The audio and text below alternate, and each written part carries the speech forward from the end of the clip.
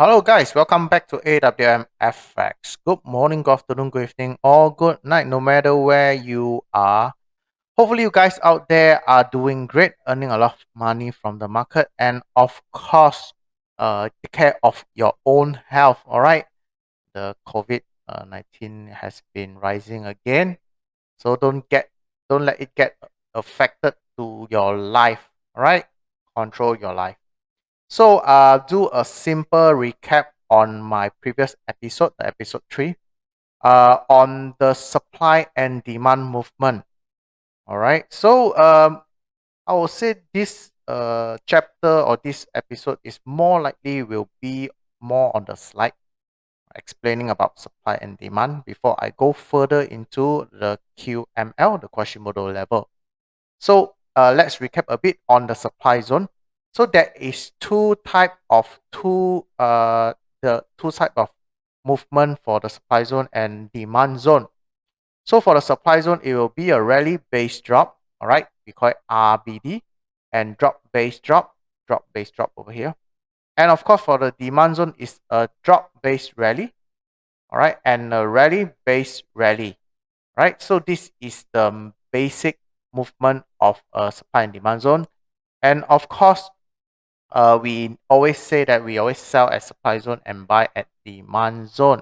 So next, of course, we have our definition of how to mark our supply zone and demand zone. All right. So this is for the supply zone, and of course, we have the way of marking our demand zone. Sorry for that. This is supposed to be at the open. All right, at the open of the price. This is at the open of price. Okay, now the most important, how do we trade the supply and demand zone? So we go with the supply zone first. So important is that on the supply zone, we know there is two type of movement. That is the rally based drop and drop based drop. So first we talk about rally based drop. So first we have a rally price, then there is a base, then there is a drop. So this is our supply zone. So likely when the price comes back to this area, right, in future, that will be a drop. This is how and where we should be catching the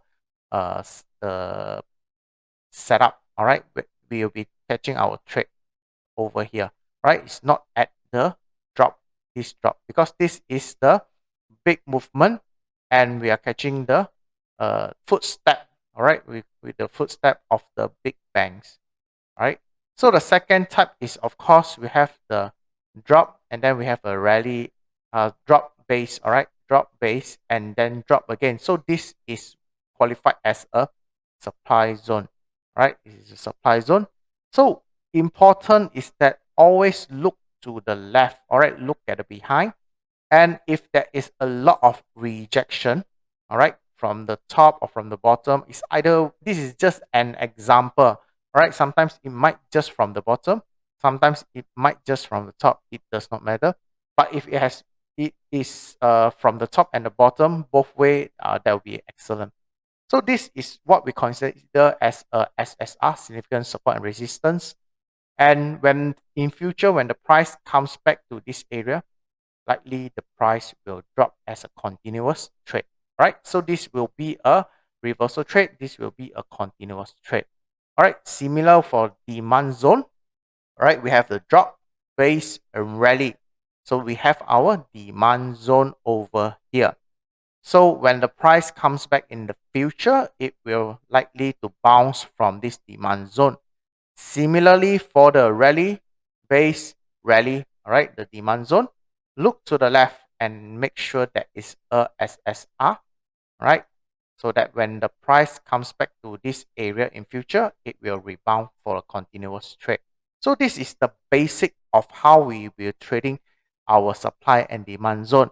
Even though I'm giving you a lot of setups such as rally based, uh, sorry, resistance become support or support become resistance.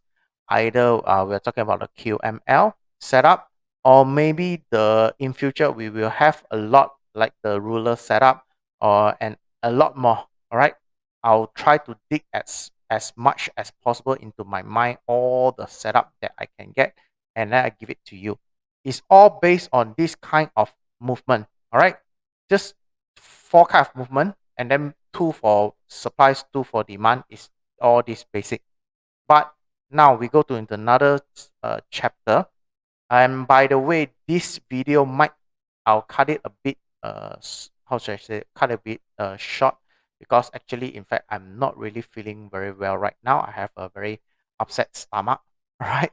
So I try my best to show you as much knowledge as possible for this video, all right? So important, how do we determine the strength of a zone? All right, it does not matter whether it's a supply or demand zone. How do we determine the strength of a zone? Because with this guidance, all right, this determination of the strength, you can know what is your risk level. Is it a high risk trade or is it a low risk trade? All right. So first of all right, we use the time base. All right, we are using the time base. So what do I mean by time base here is that, so example, we have a here is that price moving up, and then in a quick time it moved down. So this is my supply zone. All right. Similarly with demand zone, just flip it over. So this is a very, very nice catch. This is what we really want. All right.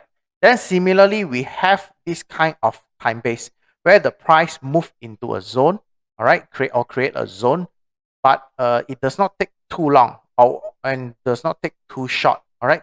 So this is still possible. All right. You still have a chance for some good trade over here. And of course, what we have here is that the price move into a very, very, very big range. All right, very, very big range. So it creates a, how should I say, it takes very, very long times to create a zone. So I won't consider going into this kind of trade, because that the risk is very, very high. All right. So example here is that the nice catch is that if you can see here that the price move down quickly and then move back up. So it creates a very nice demand zone at this green box over here. Similarly, if you look at this red box here, is a small one. It comes into this area and quickly create a supply zone right on top. And then when the price comes back, it reacts and then drop. So this is what we call it as a nice catch. Nice catch. So the second one is that the price move, all right, into a range, but not too long. So if you can see that the price move into a bigger range, the time frame it takes for the price to create a zone is higher, all right, a bigger, longer. So similar with this one, this a demand zone and this supply zone, there is still possible of some nice trade, nice movement, right? So this is okay. So the next one, this is something that we try to avoid. All right, you can see that the price move in a very, very long time. It's a drop, base drop. This is a qualified drop, base drop. But the problem is that it takes very, very, very, very long time, all right, to create a zone over here. So what happens is that the price likely to ignore the price and then move all the way. All right, so this is something that we will try to avoid. All right, so understand 3 type of time base. So second way of determining the strength of a zone is that by using the strength itself. All right, by using the strength itself. So the first one is that we have a price. All right, then suddenly there's a big drop. There's a big drop. So this is something that I'm loving it. I really like it. All right, it always create high chances, low risk, high return type of trade in future. So the second type is that similarly we will create a zone, but this time that it takes a smaller candle to break the zone. All right, it takes smaller candle. It looks similar, but just that the strength of the bearish over here is that it breaks into a few candles. Sometimes it may break into 4 or 5 candles. So you have to be cautious. You're still able to get some good trades out of it, but have to be cautious. So this is the type of strength that I will ignore all the way. All right. So what kind of rubbish is this? So you can see that it not only it does create a zone, but it takes very long time going up and down, up and down, up and down, up and down. So it's indecisive, means that there is a supply zone out there, but just that the strength of it is not strong, right? Not the thing that we want, right? So the example over here is that the strong zone. So we have a strong zone. You can see that the price dropped, right? Nicely dropped. So it creates a supply zone. So when the price comes back, it may react a few times, but eventually it drops, all right? So this is a very nice, good strength type of zone. So the second type is that over here, actually there's two examples. So example 1 and example 2. So if you look at 1, this is the type what we call it as a strong zone. Strong zone means that the price comes over to this area and then it creates a very large surge, all right, bullish candle over here. So this is the type that we like the most, we love the most, all right. Very high chance it will give us a very, very good return, all right, and a high possibility that it will reverse. So the second type is, this is the one that there is still some chance, but just that you have to be cautious on how you're going to trade, how you're going to approach this kind of trade. So if you look at it, it took three candle to break the zone or to create this zone over here. So when it creates the zone, the price comes into this area and you still have a chance to make your trade, but just that sometimes it does ignore and then go a bit lower before it will reverse. All right, so I have to be cautious. So this is the type that we want to avoid. So you can see that this is a rally base rally, but just that the rally, the base over here is very, very messy. All right, I'm not talking about the Argentinian footballer Lionel Messi, but I'm talking about really, really messy type of trade. So you can see that the price tend to ignore it, ignore the price, and then goes all the way and then get you stop out. All right, stop out before doing a continuous trade here. So this is a type of base that we want to avoid, right? This is a demand zone, but very, very ugly type of demand zone. Okay, so the third type of way we determine a strength is using the fresh base. All right, the fresh base. So fresh base is actually the easiest to understand. So first of all, similar what we have here is that we have a bullish candlestick and then a sudden bearish candlestick. So in future, there is no price has ever reached this area. All right, has reached this area and then test this zone. So this is considered a fresh base. Right, so this is I'm a virgin. All right, so it's a fresh base.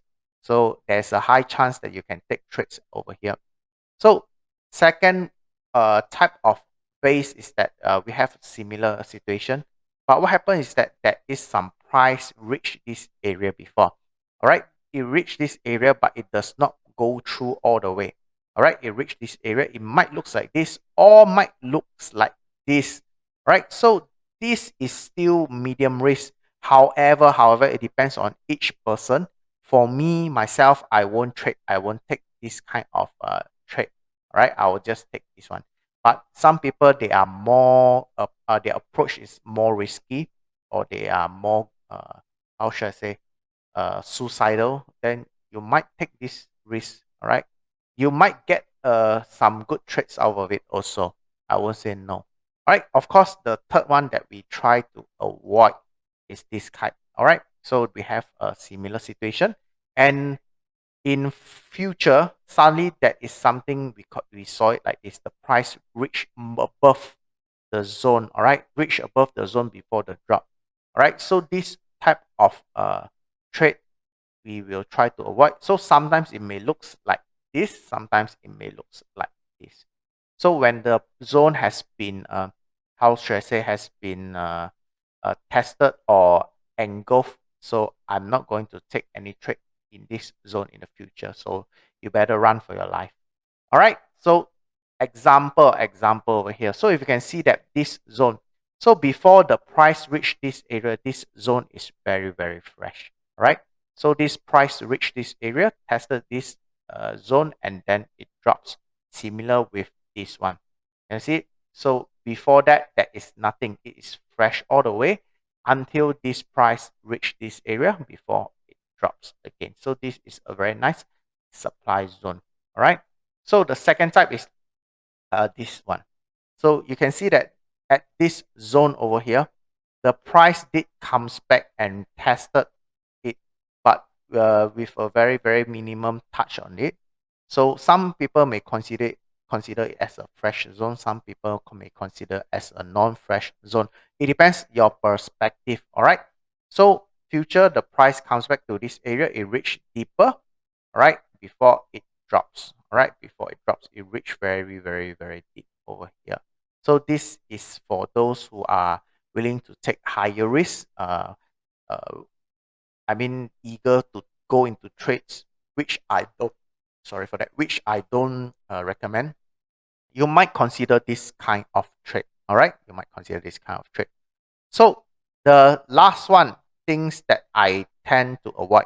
So example, we have a zone over here. So what happened is that the price violated, all right, violated, tested, and then not only that, the price reached above, all right, above this zone, all right, yes, violated this zone.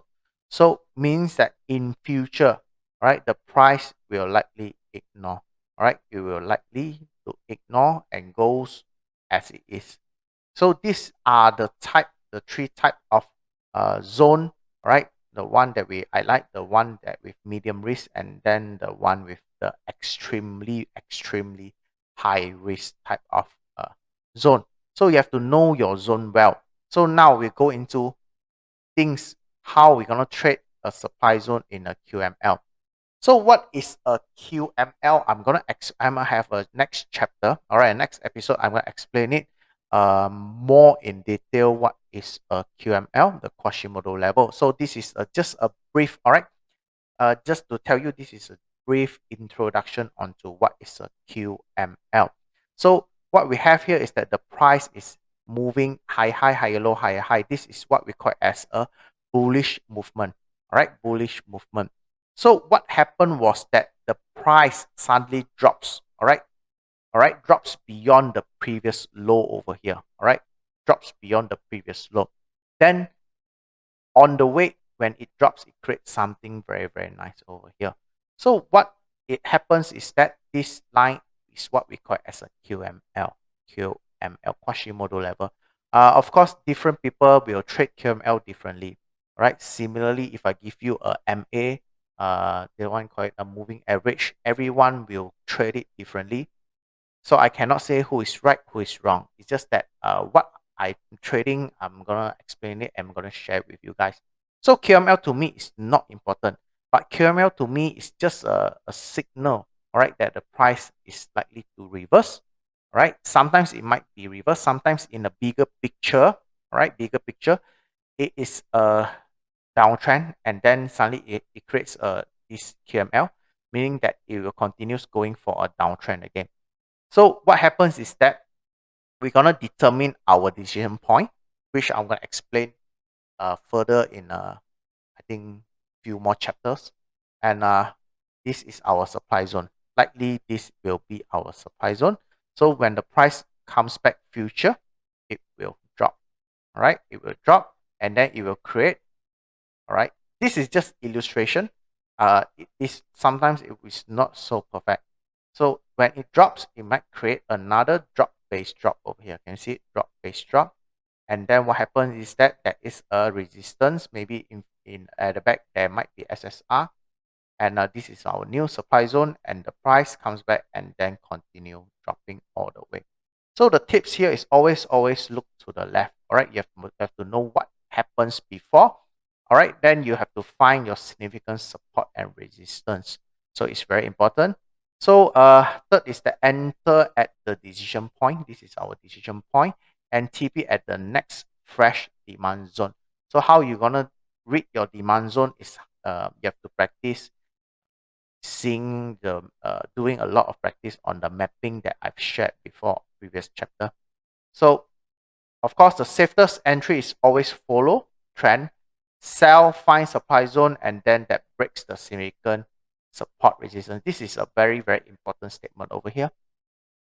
always find the supply zone that break the significant support resistance. This is a keyword here. Find the supply zone that breaks the significant support resistance. So every time when you trade, if you do not know where is your decision point, you don't know where's your MPL, maximum pain level, or whatever it is, always find something that drop base drop, right? Or rally base rally that suddenly break a very how should I say, a uh, very obvious significant support and resistance where the price tested many times. So in future, that is your entry point, right? So this is how we trade supply zone in the QML. And then similarly, we have our sorry, this should be a demand zone. I've made a mistake here. Pardon. So this is how to trade a demand zone. Sorry for that typing error. So when the price is going downwards, all right, this is a bearish movement. Similarly, high, low, lower high, lower low, lower high, lower low, lower high, lower low. So we consider this as a head. And the price moved beyond the previous high over here. This is considered a QML for a buy. Right? This is a demand zone. So where is our demand zone? The first demand zone will be likely over here. So when the price comes back to this area, when you reach this area, it will rebound. Right? It will rebound. So when it rebound and then it breaks this another resistance over here, it creates another zone.